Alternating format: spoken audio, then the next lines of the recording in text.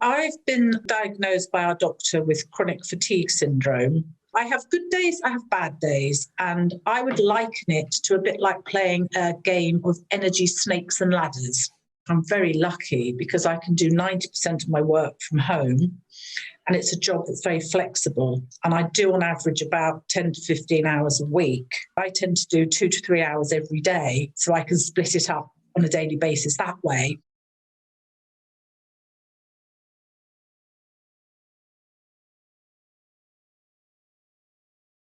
I have a number of autoimmune diseases, including lupus, which means I get very, very fatigued. I get quite a lot of pain and things like that.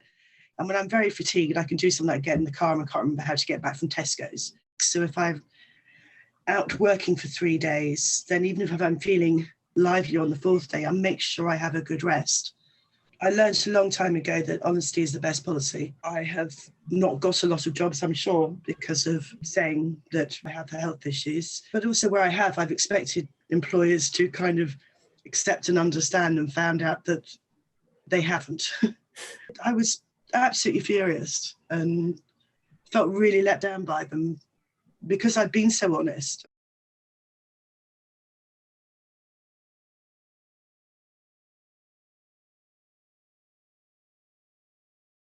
I've got mental health issues, depression and stress. When I've got depression, just feel really demotivated, don't want to do anything, don't want to see anybody, don't want to talk to anybody, feel useless, feel incompetent, worthless, which is not my normal picture. And I don't normally suffer from low self-esteem, but when depression's in, I do. I still want to put it down on an application form for a job now, no. I know we're all, they have sort of campaigns to raise mental health awareness and stuff, but some of those are very tokenist. If you've got lots of applications and you can see anything at all that might not be a good thing, are you going to overlook that? I suspect most employers still wouldn't overlook it.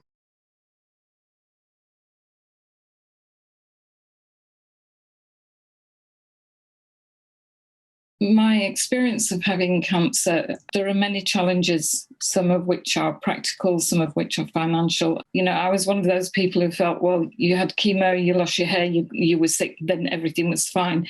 It's not like that at all. The long-term effects are still there. Not being able to work, you lose your sense of self.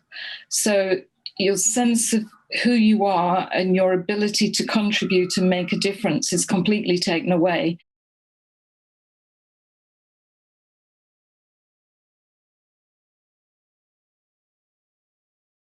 I have a genetic condition called neurofibromatosis type 1.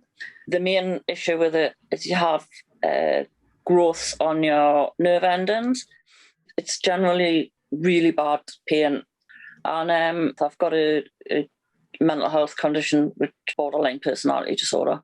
But within that, I've got like OCD and PTSD. Working isn't good for my physical health like that, but it does my mental health good. And if I'm not working, my mental health suffers.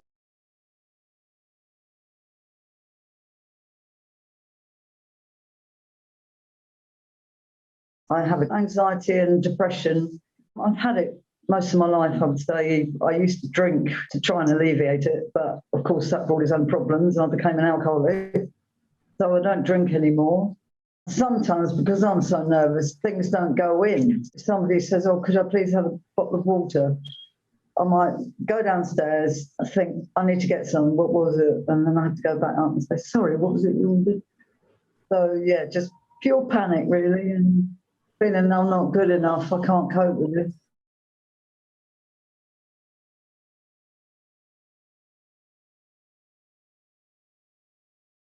I was diagnosed with breast cancer in 2018 and had 10 months of treatment.